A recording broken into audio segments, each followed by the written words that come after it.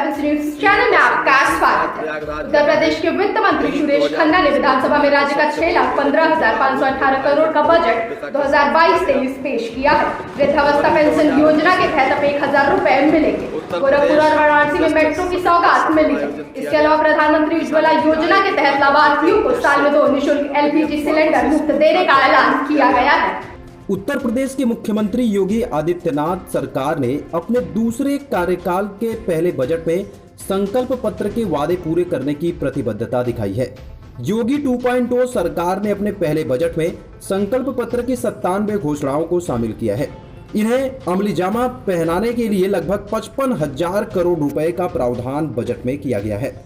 सरकार ने ग्रामीण क्षेत्र और किसानों की बेहतरी के साथ साथ विकास को रफ्तार देने की दिशा में कदम बढ़ाया है।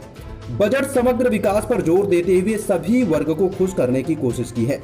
स्वास्थ्य सेवाओं को मजबूत करने का भी ध्यान रखा गया है। बजट में इंफ्रास्ट्रक्चर डेवलपमेंट के नजरिए से सड़क नेटवर्क और एक्सप्रेसवे परियोजनाओं को रफ्तार देने की मंशा जताते हुए धनराशि का प्रावधान किया गया है। वित्त मंत्री सुरेश खन्ना ने बृहस्पतिवार को विधानसभा में 2022-23 के लिए लगभग 6,15,518 करोड़ का बजट पेश किया। विधान परिषद में नेता सदन स्वतंत्र देव सिंह ने बजट पेश किया। बजट में 39,181 करोड़ रुपए की नई योजनाएं शामिल है।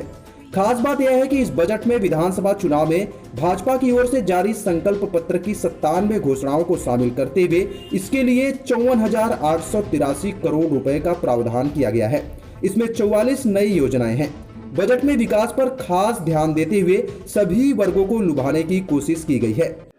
वे आज भी प्रवाहमान हैं। तीनों का संगम तीर्थराज प्रयागराज यहाँ है। यहीं 2019 में दुनिया के सबसे बड़े मेले कुंभ का अभूतपूर्व आयोजन बहुत भव्यता के साथ किया गया। फरवरी 2019 में उत्तर प्रदेश इन्वेस्टर्स समिट का सफल आयोजन किया गया। किसानों की आय दुगना करने के उद्देश्य से द मिलियन फार्मर्स स्कूल कार्यक्रम आयोजित किया गया तथा अंतर्राष्ट्रीय धान संस्थान फिलीपींस की पहली शाखा वाराणसी में स्थापित हुई। इसी काशी से हमारे यशस्वी प्रधानमंत्री माननीय श्री नरेंद्र मोदी जी सांसद हैं। सुखदेव जी की कथा भूमि यहाँ है। श्री कृष्ण की रास भूमि लीला भूमि भी यहीं है। श्री राम की पावनपुरी अयोध्या यहीं है।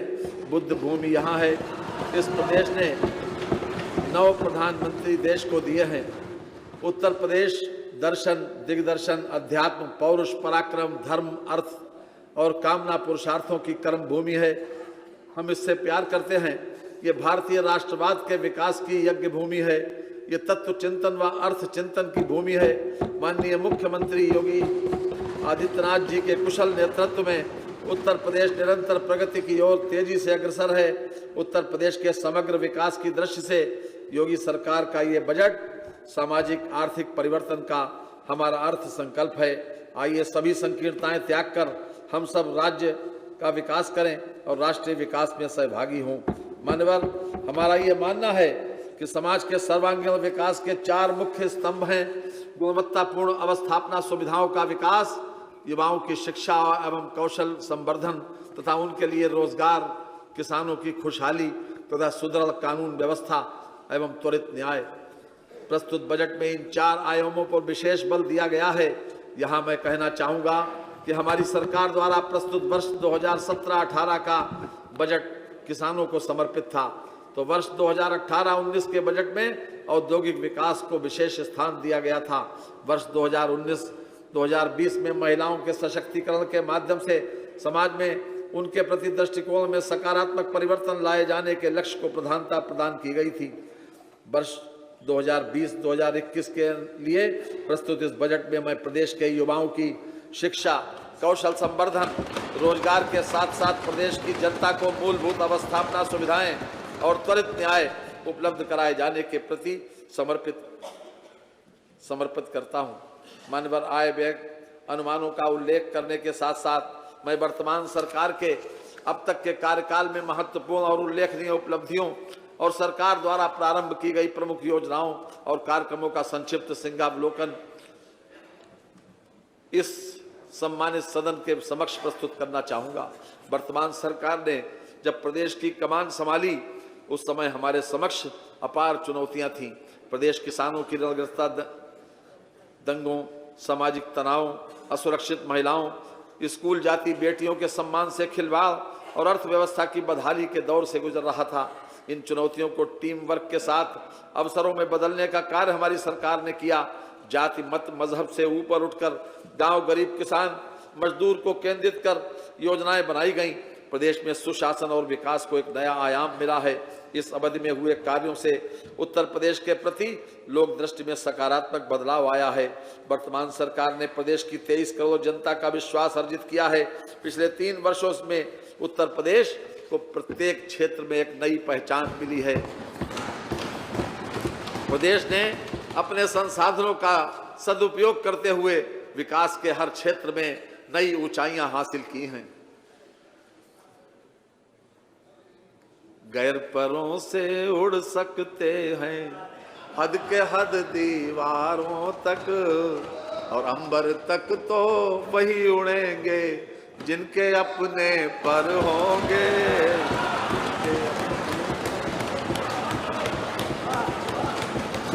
मान्यवर, आधुनिक भारत के महान संत, मनीषी एवं युवाओं के लिए प्रेरणा स्रोत श्रद्धेय स्वामी विवेकानंद के जन्मदिन 12 जनवरी को 23वें राष्ट्रीय युवा उत्सव 2020 के रूप में प्रदेश में आयोजित किया गया।